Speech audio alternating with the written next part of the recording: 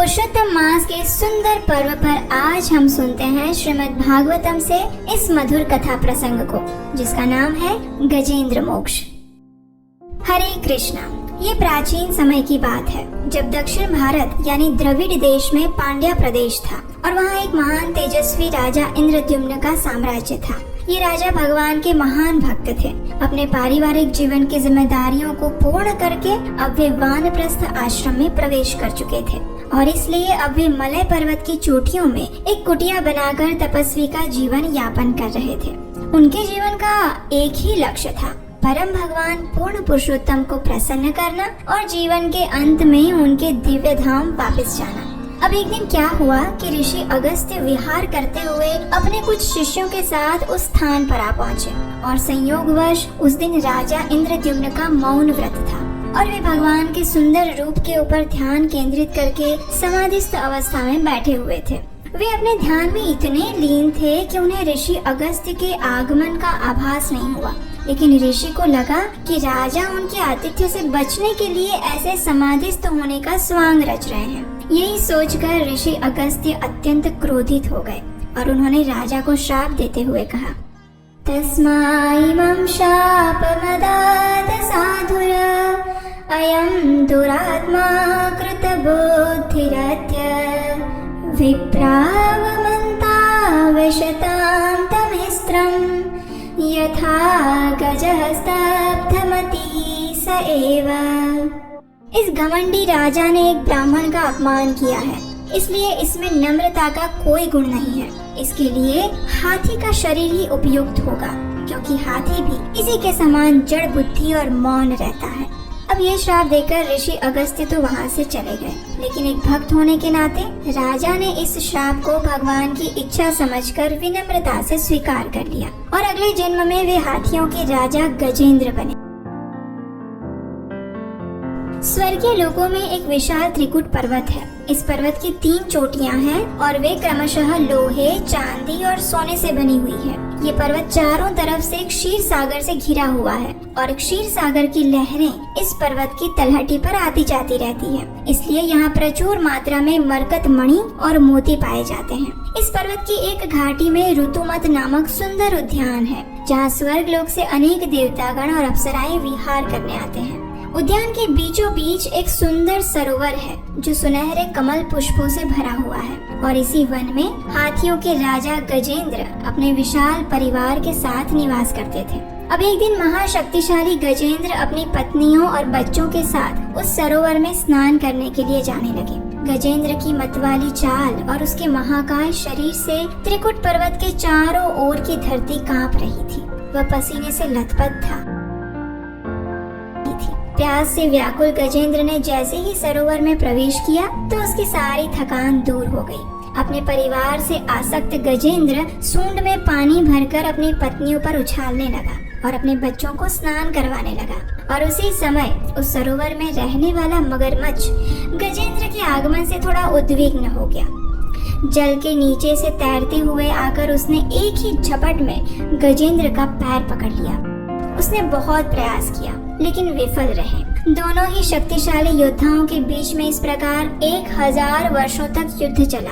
अब मगरमच्छ तो पानी का जीव है, इसलिए स्वाभाविक है कि पानी में रहते हुए उसकी शक्ति और बढ़ गई थी और गजेंद्र की शक्ति समय के साथ क्षीण होती जा रही थी।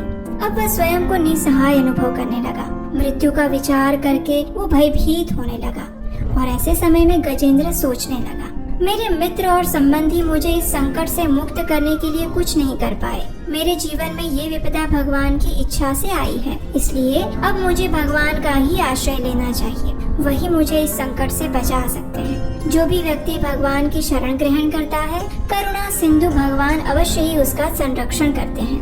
ये सोचकर गजेंद्र भगवान को प्रार्थनाएं अर्पित करने लगा। नमः आत्मा प्रदीपाय साक्षिणे परमात्मने नमो गीरां विदुराय मनश्चेतसामपि सत्त्वेन प्रतिलभ्याय नैष्कर्मेण विपश्चिता नमः कैवल्यनाथाय निर्वाण सुखसंविदे नमः शान्ताय घोराय मूढ़ाय गुणधर्मिणे निर्विशेषाय साम्याय नमो ज्ञानघनाय च। हे प्रभु, मैं एक अधम पशु हूँ और आपकी शरण में आया हूँ। आप मेरे हृदय में परमात्मा रूप में विद्यमान है। हे असीम कृपा के भंडार भगवान, आप न सिर्फ मुझे इस संकट से अपितु सांसारिक जीवन से भी मुक्ति प्रदान कर दीजिए। हे प्रभु, मेरी एकमात्र यही आकांक्षा है कि आप मेरे चित्त पर पड़ी अज्ञानता रूपी धूल को नष्ट करें और मुझे अपनी शरण में स्वीकार करें।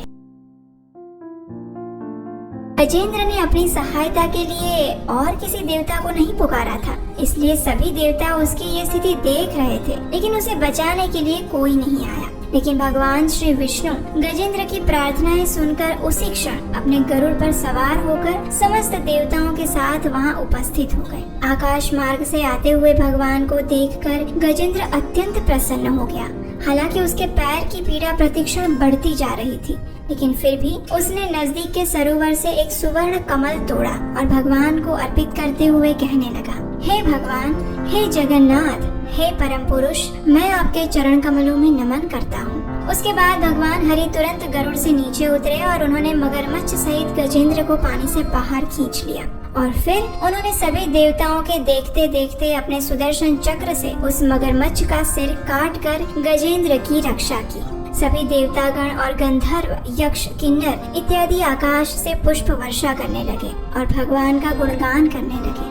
लेकिन आप जानते हैं, वो जो मगरमच्छ था वो भी वास्तव में एक गंधर्व था, जिसे देवल ऋषि द्वारा श्राप मिलने के कारण मगरमच्छ की योनि प्राप्त हुई थी। जब भगवान नारायण ने उसका सिर काटकर उसका उद्धार किया तो उसे अपना पूर्व शरीर पुनः प्राप्त हो गया। उसने भगवान के प्रति अपनी कृतज्ञता व्यक्त करते हुए प्रार्थना की। भगवान की परिक्रमा करके उन्हें प्रणाम करके वह अपने गंधर्व लोक वापस चला गया। भगवान का स्पर्श पाते ही गजेंद्र समस्त भौतिक बंधनों से एवं तमोगुण से मुक्त हो गया। उसे भगवान की सारूप्य मुक्ति प्राप्त हुई। देवताओं की स्तुतियां स्वीकार करके भगवान हरि गरुड़ की पीठ पर विराजमान हुए और गजेंद्र को संबोधित करते हुए कहने लगे, हे गजेंद्र, तुम्हारी प्रार्थनाओं से मैं अत्यंत प्रसन्न हुआ हूँ। यदि मेरे भक्त प्रातः समय उठकर तुम्हारे द्वारा की गई इन प्रार्थनाओं को दोहराएंगे तो मैं उन्हें इस जीवन के पश्चात वैकुंठ में वास प्रदान करूंगा। इस प्रकार कहकर भगवान हरि ने अपना पांचजन्य शंख बजाया और अपने साथ गजेंद्र को लेकर वैकुंठ धाम वापस चले गए। ये स्तोत्र आपको श्रीमद् भागवतम के 8वें स्कंद में मिल जाएंगे। इस प्रकार परम भगवान श्री कृष्ण के सुंदर चरण कमलों पर ध्यान केंद्रित करते रहिए और उनका सदैव स्मरण करते रहिए। हरे कृष्णा।